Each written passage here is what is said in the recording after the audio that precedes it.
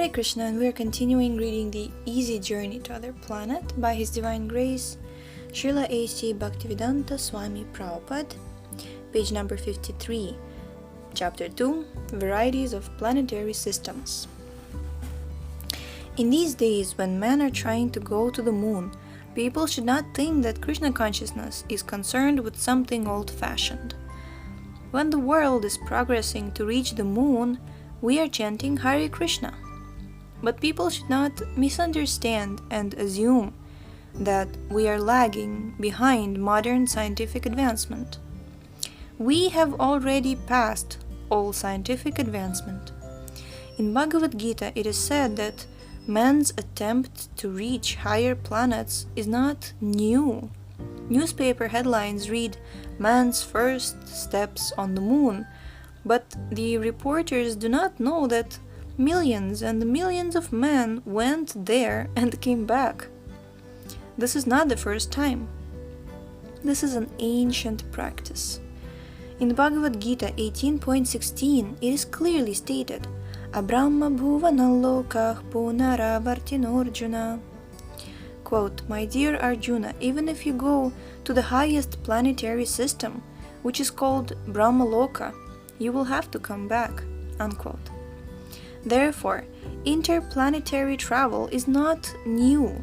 It is known to the Krishna conscious devotees. Since we are Krishna conscious, we take what Krishna says to be the absolute truth. According to the Vedic literature, there are many planetary systems. The planetary system in which we are living is called Bhurloka. Above this planetary system is Bhuvarloka. Above that is Svarloka. The moon belongs to to the Svarloka planetary system. Above Svarloka is Maharloka. Above that is Janaloka, and above that is Satyaloka. Similarly, there are lower planetary systems. Thus, there are 14 statuses of planetary systems within this universe, and the Sun is the chief planet. The Sun is described in the Brahma Samhita 5.52. Yachakshuresha savita sakala grahanam raja samasta suramurtirashesha tejah yasya gyaya brahmati sambrita kala chakro Govindamadi Purusham Tamaham Bhajami. Quote, "I worship Govinda, Krishna, the primeval Lord, by whose order the sun assumes immense power and heat and traverses its orbit. The sun, which is the chief among all planetary systems, is the eye of the Supreme Lord." Unquote. Actually, without the sun, we cannot see. We may be very proud of our eyes, but we cannot even see our next door neighbor. People challenge, "Can you show me God?" But what can you see? What is the value of the eyes? God is not cheap.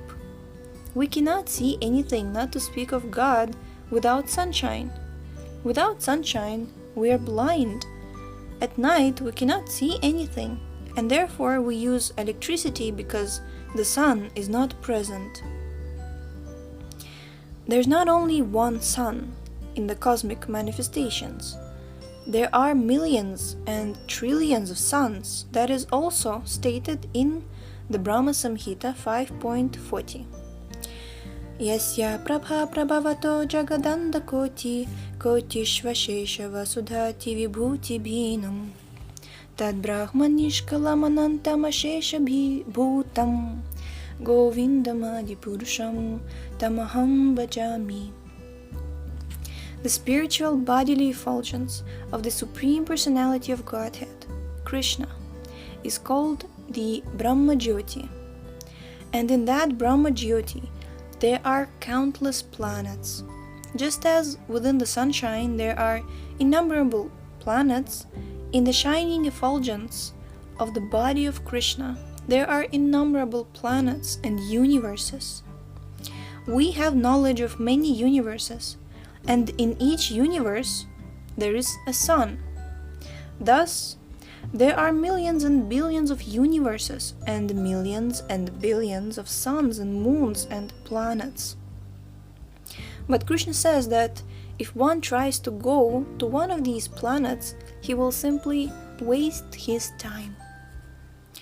Now, someone has gone to the moon, but what will human society gain from it?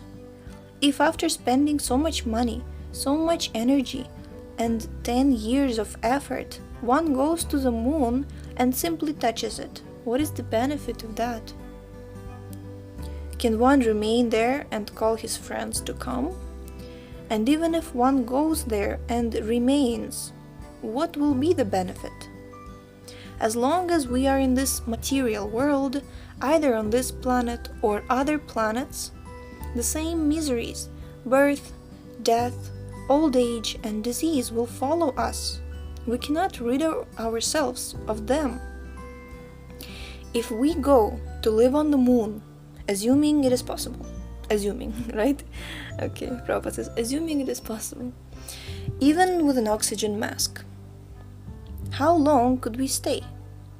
Furthermore, even if we had the opportunity to stay there, what would we gain?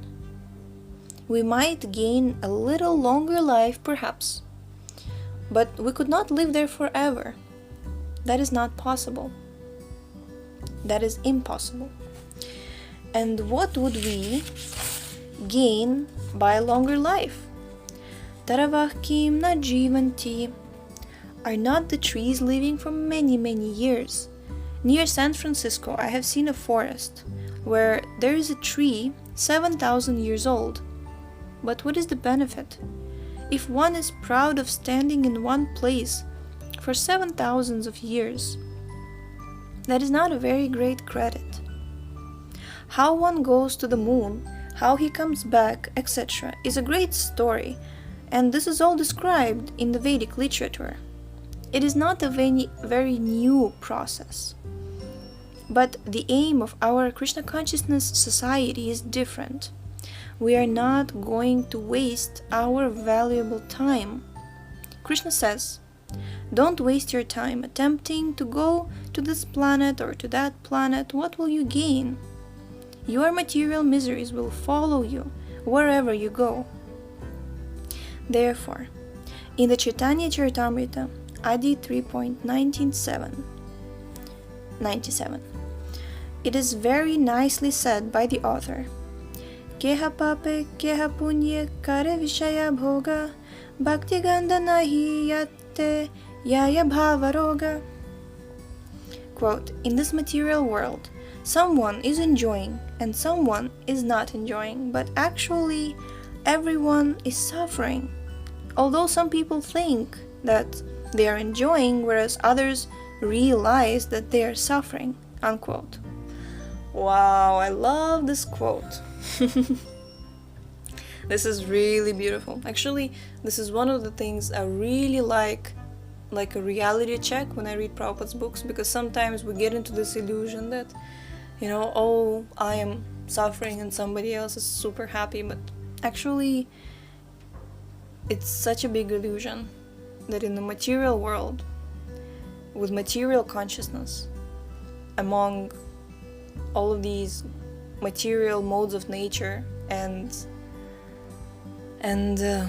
birth, death, old age, disease, somebody's like enjoying. It's like a tragic story, right? Enjoying and then having a sad ending. Sad continuation without Krishna consciousness. Okay. I'm trying to keep my personal talkativeness like a little more reduced, because I realize I don't want to spoil the flow of Srila Prabhupada's perfect book. Alright, so everyone is suffering. Okay, actually, everyone is suffering. Who in this material world does not suffer disease? Who does not suffer from old age? Who does not die? No one wants to grow old or suffer from disease, but everyone must do so. Where then is the enjoyment? This enjoyment is all nonsense, because Within this material world, there is no enjoyment. It is simply our imagination. We should not think this is enjoyment and this is suffering. Everything is suffering. Therefore, it is stated in the Chaitanya Charitamrita, quote, "The principles of eating, sleeping, mating, and defending will always exist, but they will exist in different standards," unquote. Alright, for example, the Americans have taken birth in America as a result of pious activities performed in previous lifetimes. In India, the people are poverty-stricken and are suffering, but although the Americans are eating very nicely, buttered bread, and the Indians are eating without butter, they are both eating nevertheless. The fact that India is poverty-stricken has not caused the whole population to die for want of food. The four principal bodily demands, eating, sleeping, mating, and defending, can be satisfied under any circumstances, whether one is born in an impious condition or in a pious condition. The problem, however, is to become free from the four principles of birth, death, old age, and disease. We'll continue tomorrow, so thank you so much for tuning in today, and the link to this book is in the description, and we shall see you next time. Oh, Hare Krishna!